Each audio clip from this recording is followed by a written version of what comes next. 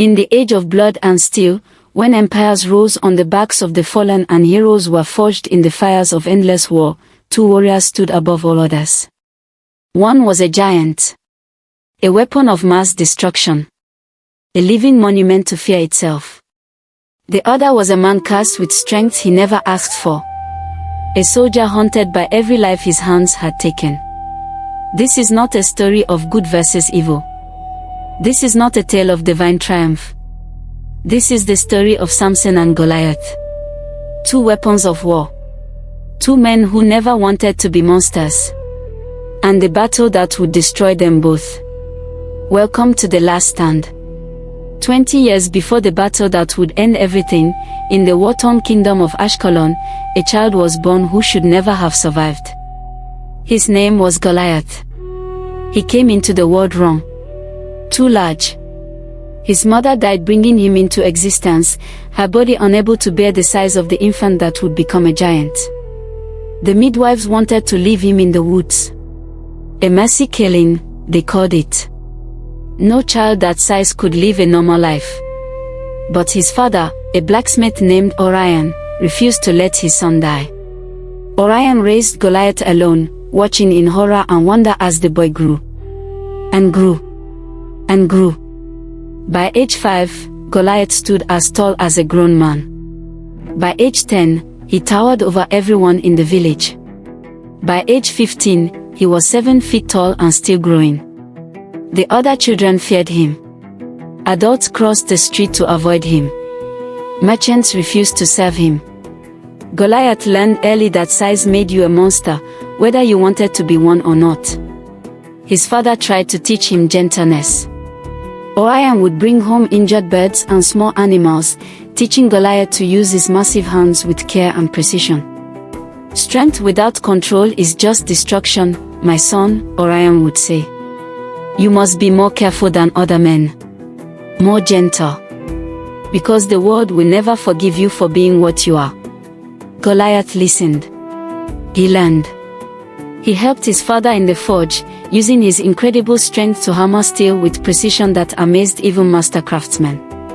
For a few years, there was peace. There was hope. Then the war came. The kingdom of Philistia invaded Ashkelon with an army of 10,000 men. They burned villages, slaughtered anyone who resisted, and conscripted the survivors into their military machine. When the soldiers came to Orion's forge, they saw Goliath. 16 years old. 8 feet tall. Muscles like carved stone. The captain smiled. This one will make a fine weapon. Orion begged them to leave his son alone. Goliath wasn't a soldier. He was gentle. Kind. He couldn't hurt anyone. The captain split Orion's skull with an axe. Goliath caught his father as he fell, cradling the dying man in his enormous arms. I'm sorry, Orion whispered, blood running from his mouth. I'm sorry I couldn't protect you from what they'll make you become. Then he died. And Goliath screamed. The sound shook the very foundations of the forge. In his grief and rage, Goliath grabbed the nearest soldier and broke him in half. Literally. Like snapping a branch. The other soldiers attacked. Goliath killed them all. 12 trained warriors. Dead in under a minute. When the rage faded and Goliath saw what he had done, he fell to his knees and wept. But the damage was done. He had shown them what he was capable of. The Philistine army didn't execute him for killing their soldiers. They promoted him. 300 miles to the south, in the coastal city of Zorah, another child was born under a curse disguised as a blessing. His name was Samson. His mother had prayed for years for a child. When Samson finally came, she believed he was a gift from the gods. A miracle child. She didn't know she had invited a demon into her home. Samson's strength revealed itself early. At age 3, he accidentally killed the family dog while playing. He had hugged it too hard.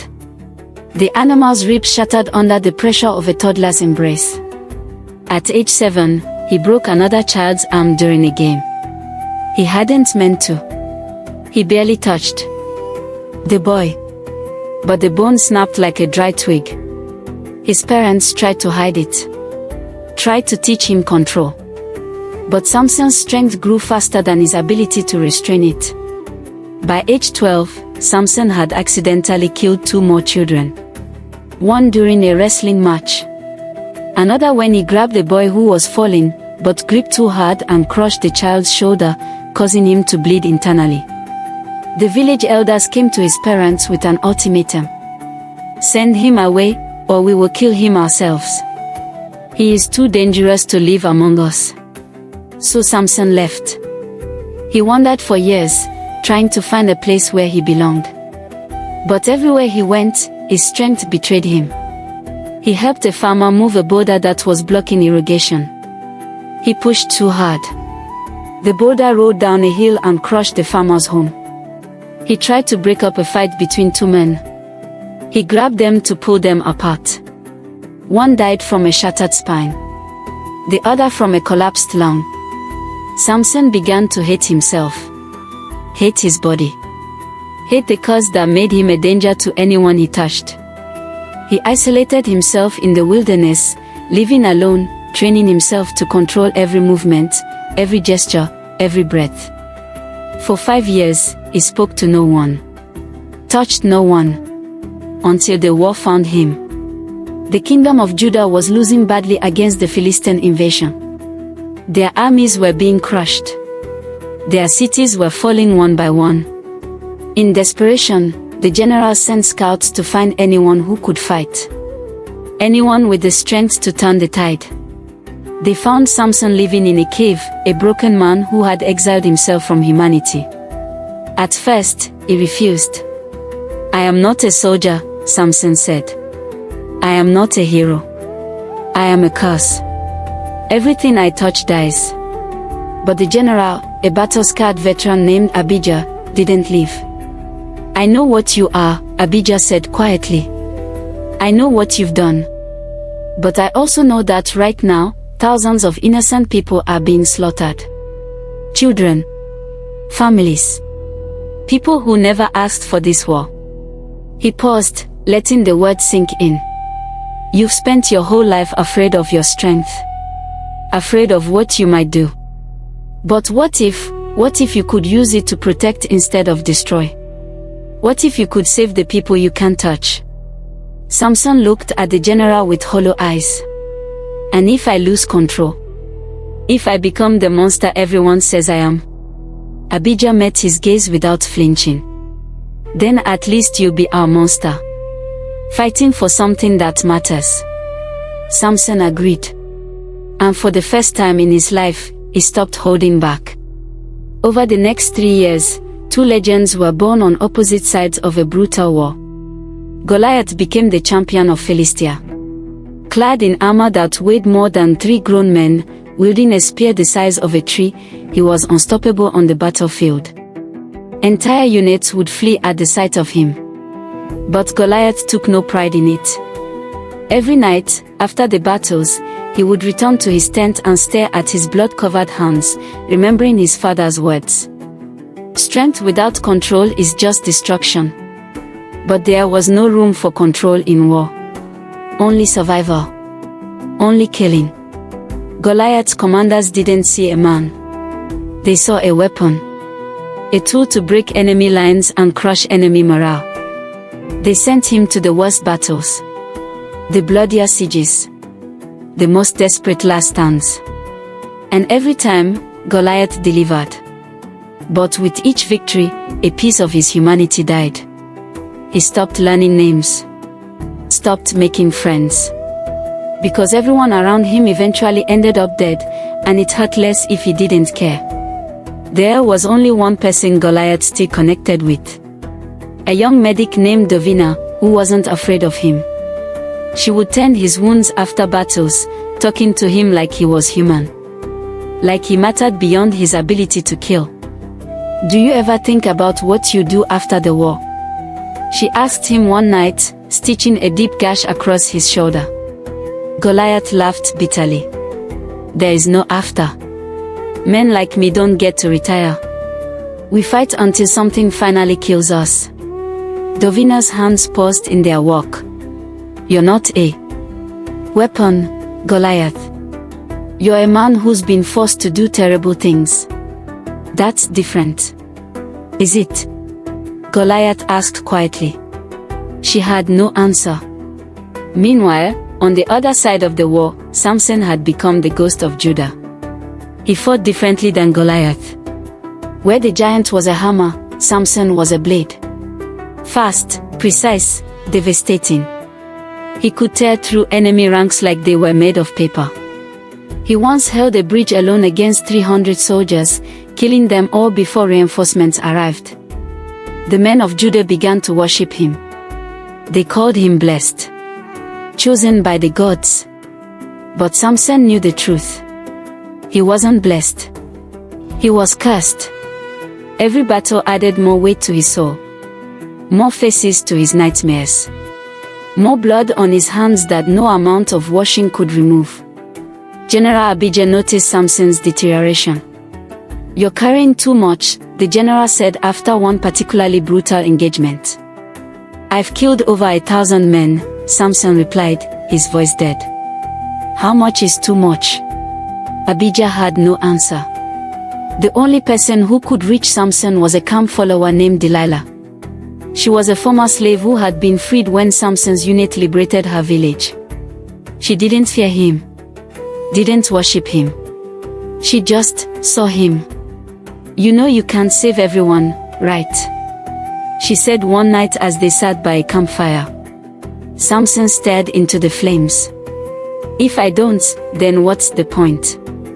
What's the point of all this strength if I can't protect the people who matter?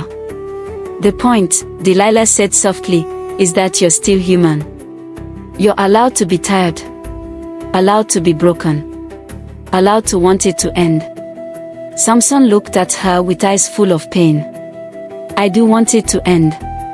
Every single day. The war had dragged on for 5 years. Thousands were dead. Both kingdoms were bleeding resources. The land was scorched and barren from constant fighting. Neither side could win. But neither side would surrender. Then the Philistine command made a decision. They would end the war with a single combat. Champion versus champion. Winner takes all. The message was delivered to the Judean camp by a lone messenger. The Philistines offer terms. Send your strongest warrior to face Goliath, the champion of Philistia. If your champion wins, we withdraw from your lands and pay war reparations. If Goliath wins, you surrender unconditionally. General Abijah read the message with a sinking feeling. He knew exactly who they would expect him to send. Samson.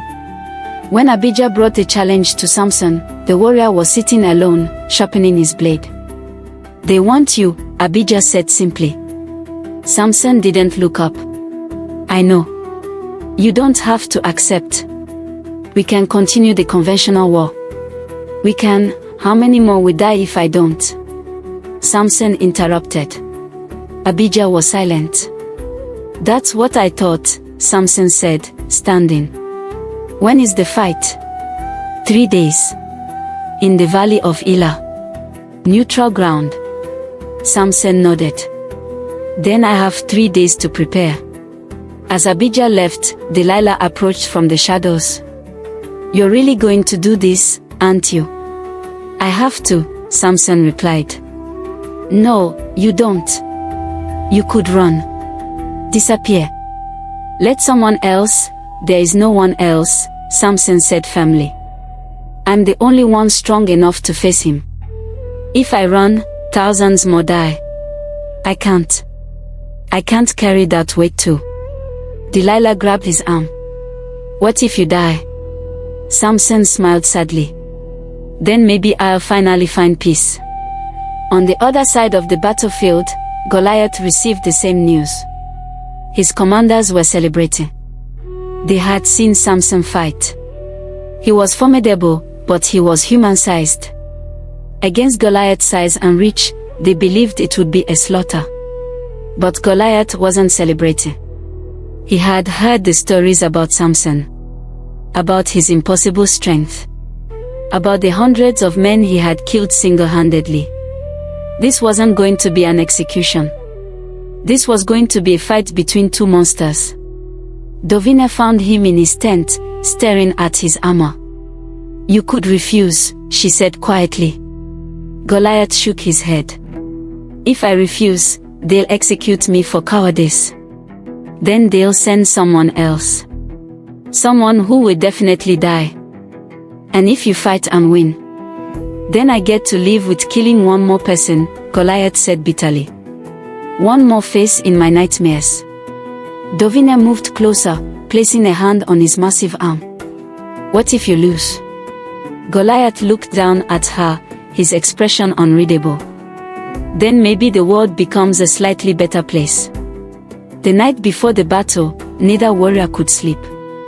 Samson sat alone on a hilltop, looking at the stars.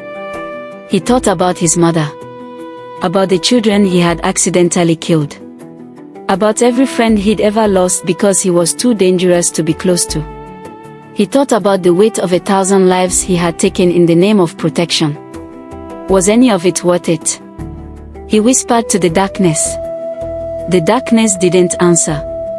Delilah found him there, as he knew she would. She sat beside him in silence for a long time before speaking. "Do you remember when you first joined the army? You told General Abijah you were afraid of becoming a monster." Samson nodded. "I don't think you ever became one," Delilah said softly. "Monsters don't feel guilt. They don't carry the weight of their actions. They don't sit up at night wondering if they are doing the right thing." "Then what am I?" Samson asked. "You're a man," she replied. "A man given an impossible burden. A man who's done terrible things for reasons he believed were right. That doesn't make you a monster. It makes you human." Samson felt tears running down his face. He hadn't cried in years. "I don't want to kill him," he admitted.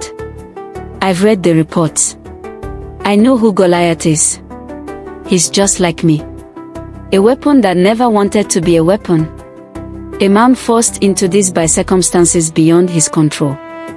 "Then don't kill him," Delilah said. "Find another way." "There is no other way. The terms are clear. One of us has to die for this war to end." Delilah was quiet for a moment. "Then make it mean something. Make his death, or yours, be the last one. Don't let there be more after." Samson nodded slowly. "I'll try." Across the valley, in the Philistine camp, Goliath was having a similar conversation with Dovina. "I've been thinking," Goliath said quietly, "about my father. About what he tried to teach me. About gentleness and control. And," Dovina prompted, "I failed him. I became exactly what he feared I would become. A weapon. A killer. A monster." Dovina shook her head. "Your father would be proud of you." Goliath laughed bitterly. "Proud? Of what?" "The hundreds I've killed. The fear I inspire." Proud that you still care," Dovina interrupted. "Proud that after everything they've put you through, every horror they've made you commit, you still have a heart. You still feel. You still want to be better." She took his massive hand in both of hers. "True monsters don't question themselves, Goliath. They don't wonder if they are doing the right thing. They don't sit up at night wishing they could be different." Goliath looked at her, this small woman who had never feared him. "I don't want to die," he admitted. "Then don't. Win. Survive. Come back. And when this war is over, we'll find a place where you can just be Goliath. Not the champion. Not the weapon. Just a man." For the first time in years, Goliath allowed himself to hope. "You really think that's possible?" Dovina smiled. "I think anything is possible. After tomorrow." But in her heart, she didn't believe it. because she had seen war. She knew how these stories ended. They ended in blood. Dawn broke over the valley of Elah like a wound across the sky. Both armies had assembled on opposite ridges. Thousands of soldiers. Watching. Waiting. In the center of the valley, a circle had been marked in the dirt. 100 paces across. The arena. Samson arrived first, walking alone from the Judean camp. He wore no armor. Just simple cloth and leather. He carried no weapon except a thick wooden staff. The Judean soldiers cheered as he walked past, but Samson didn't acknowledge them. His eyes were fixed on the opposite ridge. Waiting. Then Goliath appeared. The Philistine champion descended the ridge like a moving mountain. His armor caught the morning sun, gleaming like blood-red bronze. His spear rested on his shoulder, its point scraping the sky. The ground trembled with each step. When the two warriors entered the circle, the entire valley fell silent. For a long moment, they just looked at each other. Samson saw a giant. But he also saw the sadness in Goliath's eyes. The weariness. The same broken humanity that stared back at him from mirrors. Goliath saw a normal-sized man. But he also saw the coiled strength in every muscle. The same dead gaze he had seen in his own reflection. "You're Samson," Goliath said. His voice was deep, but not unkind. "And you're Goliath." They circled each other slowly. "I've heard the stories about you," Goliath continued. "They say you've killed over 1,000 men."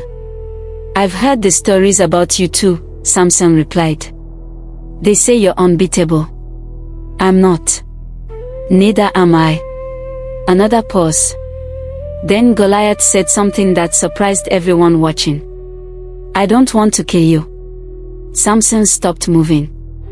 "I don't want to kill you either. But we are going to anyway, aren't we? We have to. The terms are clear. One of us dies, or the war continues." Goliath nodded slowly. "Then let's make it quick. Clean. No suffering." Agreed. They both knew what that meant. This wouldn't be a long, drawn-out battle for the entertainment of the watching armies. This would be brutal. Decisive. Final. They both raised their weapons. And charged. The collision was like thunder. Goliath's spear came down like a falling tree. Samson rolled aside, the point striking the ground with enough force to crack stone. Samson swung his staff at Goliath's knee. Connected.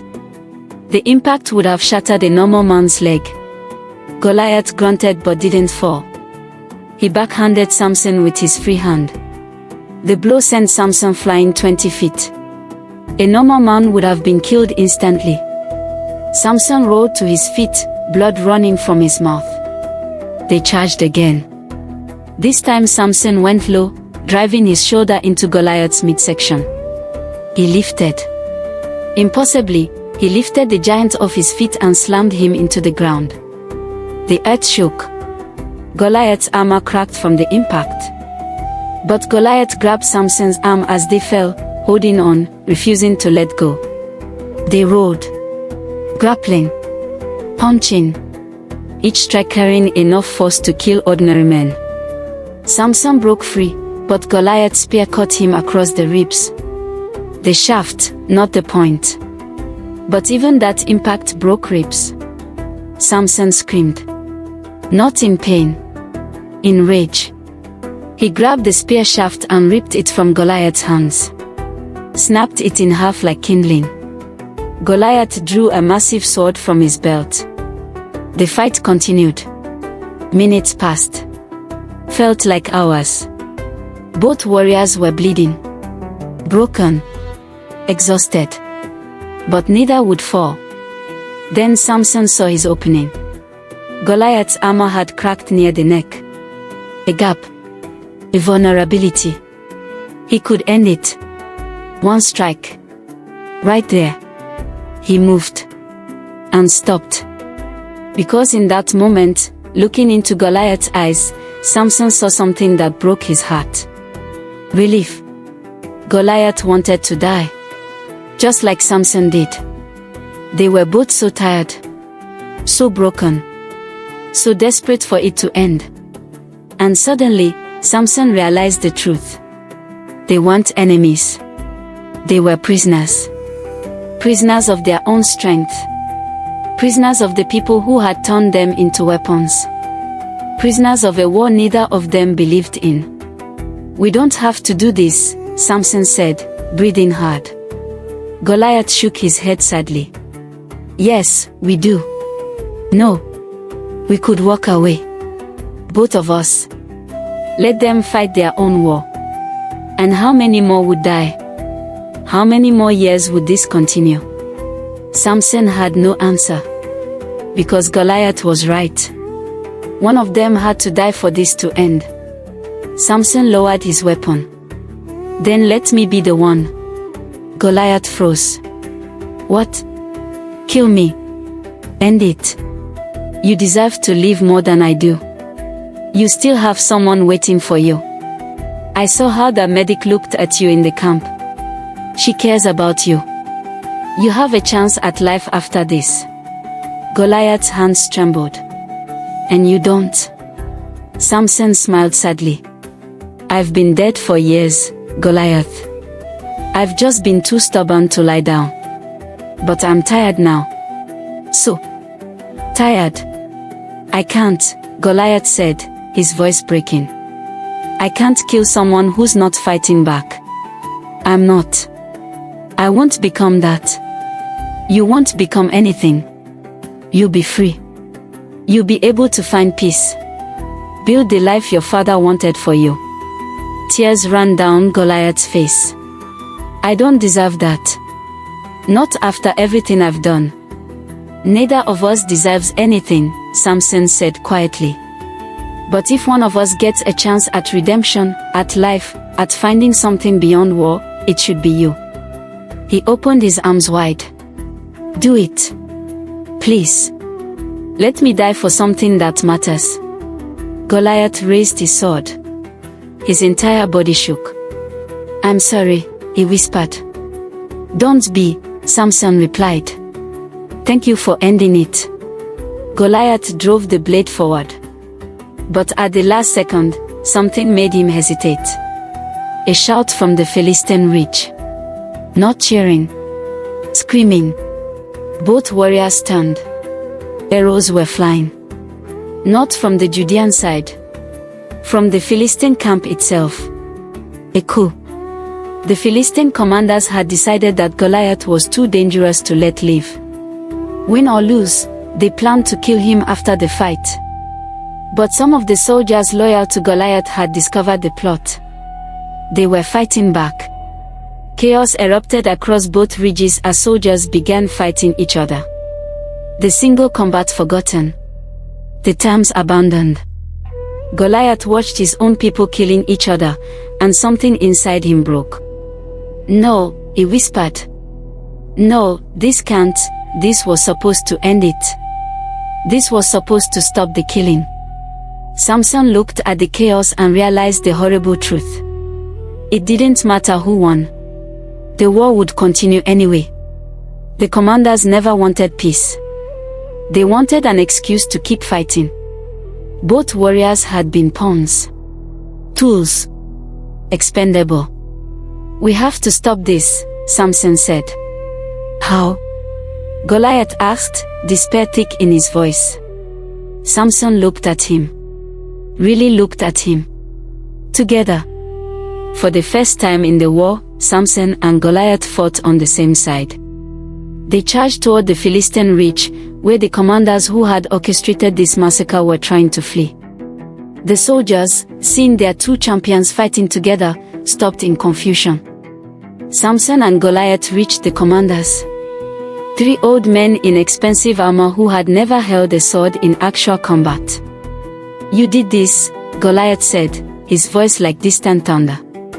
"You sacrificed us. Sacrificed all of us. For what? Pride? Power? The lead commander sneered. "You're a weapon, Goliath. You don't get to question your use. You kill when we tell you to kill. You die when we tell you to die." "I'm not a weapon," Goliath said quietly. "I'm a man." He raised his fist. "Wait," Samson said, grabbing Goliath's arm. Don't let them make you a murderer one last time. They deserve to die for what they've done. Maybe. But you deserve to be free. And killing them, it won't free you. It will just add more chains." Goliath looked at Samson, then at his fist, then at the cowering commanders. Slowly, he lowered his hand. "You're right." He turned to address both armies, his voice carrying across the valley. "I am Goliath, champion of Philistia. And I refuse to fight anymore." Silence. Then Samson stepped forward. "I am Samson, champion of Judah. And I refuse to be your weapon." More silence. Then, one by one, soldiers began dropping their weapons. First a few. Then dozens. Then hundreds. They were all tired. All broken. All desperate for it to end. The war was over. Not because one side won, but because the weapons refused to be used anymore. The celebration lasted for 3 days. Soldiers from both sides mingled. Shared food. Shared stories. Mourned their dead together. Samson and Goliath became symbols of a new peace. Two champions who chose mercy over violence. But peace always has a price. And theirs would be paid in blood. On the 4th night after the battle, Samson was sleeping in his tent when he felt the blade enter his back. He spun, catching his attacker's wrist. It was one of his own. A Judean soldier. "Why?" Samson gasped, blood filling his lungs. "You betrayed us," the soldier hissed. "You were supposed to win. Supposed to give us glory. Instead you made us look weak. Made us surrender." More soldiers entered the tent. All Judean. All loyal to the old generals who wanted the war to continue. Samson tried to fight. But the first wound had been fatal. He was already dying. They stabbed him 17 more times to be sure. As Samson's vision faded, his last thought was of Delilah. He hoped she would understand. Hoped she would forgive him for choosing peace over victory. Then darkness claimed him. Across the camp, Goliath was sharing a meal with Dovina when the scream started. They rushed outside to find soldiers running. Fighting. A faction of Philistine loyalists had rejected the peace. They were killing anyone who supported the truce. Goliath saw Dovina's face go pale. "Get to safety," he ordered. "No. I won't leave you. Dovina, please." An arrow took her in the throat. Goliath caught her as she fell, his massive hands impossibly gentle as he cradled her dying body. "No. No, no, no. Not you. Please, not you." She tried to speak, but only blood came out. Goliath held her until she stopped breathing. Then he stood. And the giant became a monster. What happened next would be remembered as the massacre of Elah. Goliath tore through the loyalist forces like a force of nature. He didn't use weapons. He used his hands. Breaking. Crushing. Tearing. He killed 40 men in less than 10 minutes. When the Judean reinforcements arrived and saw the carnage, they panicked and attacked Goliath, thinking he had gone mad. Goliath fought them too. He didn't care anymore. Dovina was dead. Samson was dead. The peace was dead.